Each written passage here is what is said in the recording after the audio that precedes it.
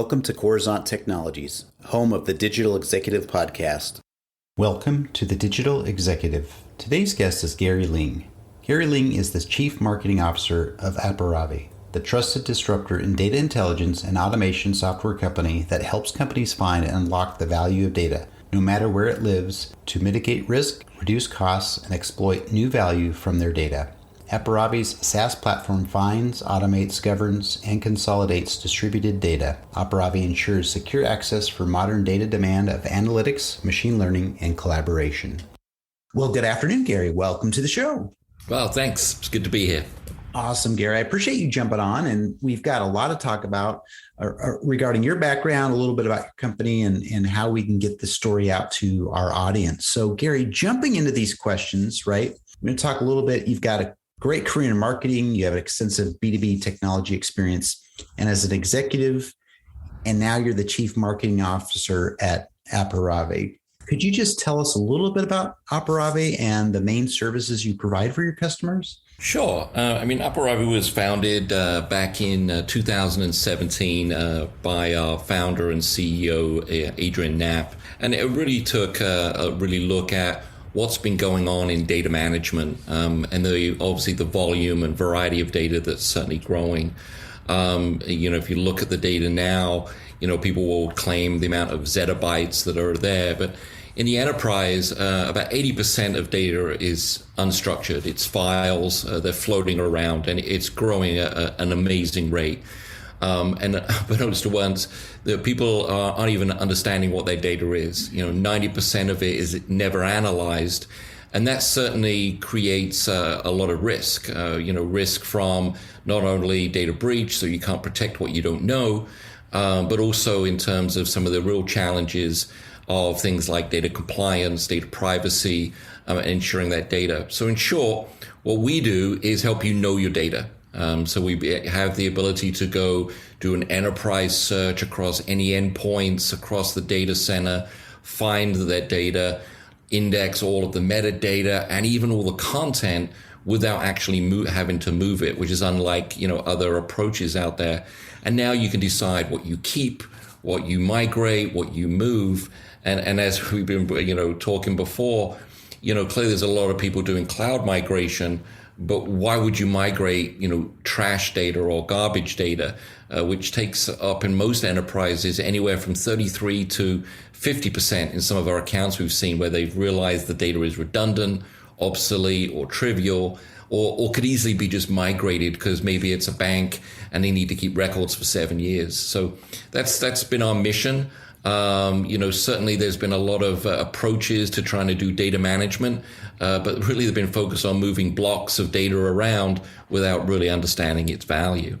Thank you for sharing it, Gary. I really appreciate it. And I think it's really important that people not only, receive that service, but what you just explained will obviously help consumers understand what services you do provide. So I appreciate the share.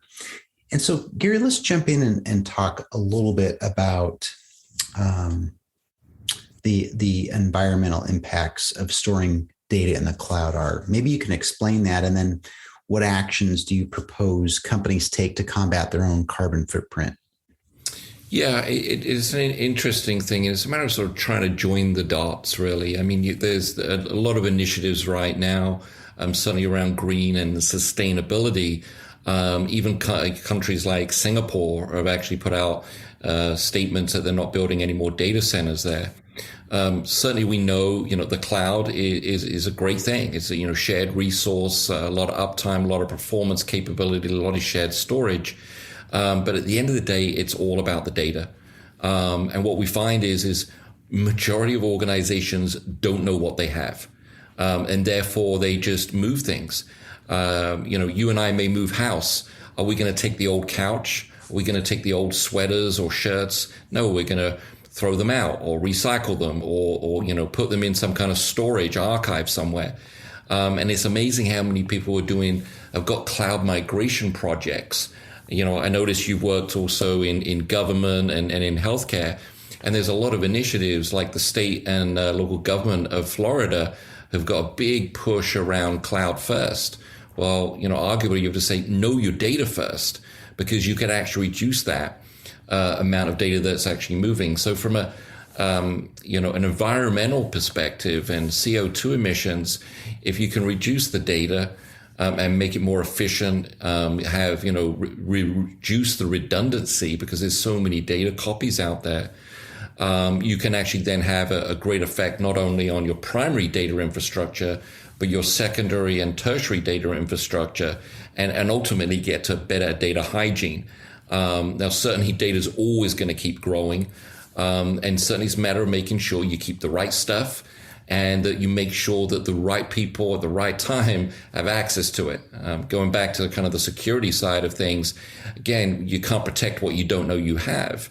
And things like ransomware, if someone was to hack in and you knew exactly what they stole and you knew it was not valuable, you'd say, you know what, I'm not paying any ransom. So there are a lot of sort of cascading effects. And, the top line benefits that we try to focus on is mitigating risk, reducing, but most importantly, avoiding costs, and then making sure that you can actually exploit your own data for business advantage. And there's a lot of companies doing that, but a lot of that data people are using is in a structured environment in databases. And that's really only 20% of the data ecosystem. Thank you for sharing. And I think that's important too, is, I think everybody, the users of this data need to be a little more disciplined. As a lot of people like to just hold on things forever. And really we're finding out that there's duplicate, triplicate, quadruplicate copies of that same data all over the place and in different locations. So, but they do have software out there that kind of basically teases all that out and gives you an idea, an overview, a report, so to speak, so that you can reduce a lot of that. And I think you're right. We need to start reducing our data before we just think cloud first. So, Gary, I appreciate that answer. And I want to ask you now, we're going to talk about how the pandemic has forced companies to migrate their data to the cloud for many different reasons. But do you think enterprise cloud migration is here to stay? And if it is, where do you see companies storing their data in the future? Well, if you go back a number of years, and even pretty much today, a lot of the workloads or use cases that people have used cloud for, from an enterprise perspective, initially was all around backup. I'm backing up or I'm creating an archive. I'm putting my secondary copies or my disaster recovery copies up in the cloud, because latency is where cloud is certainly challenged, the latency and the performance. So if you've got an online transaction processing database that's running like a bat out of hell and you need the results, certainly you're going to need some of that on premise. But it's really, the world of today is a hybrid world.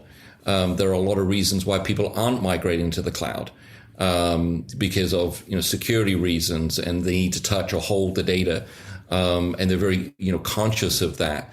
I think it's almost like go back 25 years, and people were doing very reluctant to do transactions with their credit card over the internet.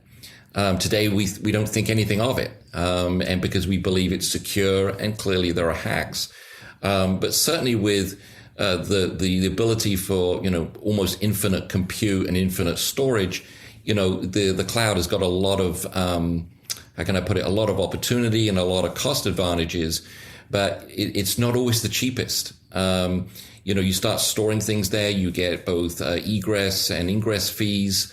So it's very important to make sure that you're putting the right data in the right place for the right reasons, whilst ensuring secure access to that. And it kind of goes back to the moving house analogy. If you're looking at like I said, a bank, and you've got to keep records around for 7 years, do they need to be accessed frequently? Probably not. Maybe you can put them on lower cost storage and with lower cost compute. But it really is a matter of, you need to understand the data. And that is not just looking up the file name and a little bit of the metadata, but everything within. Two files, for example, could have the same name and the same date, but one could have, critical IP information for the company, and the other one could have someone's football scores. And yet, some enterprise, search solutions today will only go look at that surface level of the information.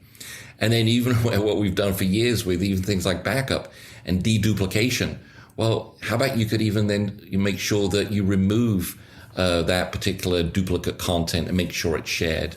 I think longer term as well, you start to look at how data becomes independent of an application itself, and therefore can be shared for machine learning and AI reporting and true business advantage. But I think all too often today, a lot of people are assuming that cloud is cheaper, and that's not always the case. We actually had one account where they had a big cloud migration project, and after they used Aparavi, they realized that literally 42% of this data that we're about to move up to the cloud could be just removed itself and not migrated. And that reduced their budget, or rather their spend, and then they could repurpose that budget on other things. So you got to know what you have at the end of the day.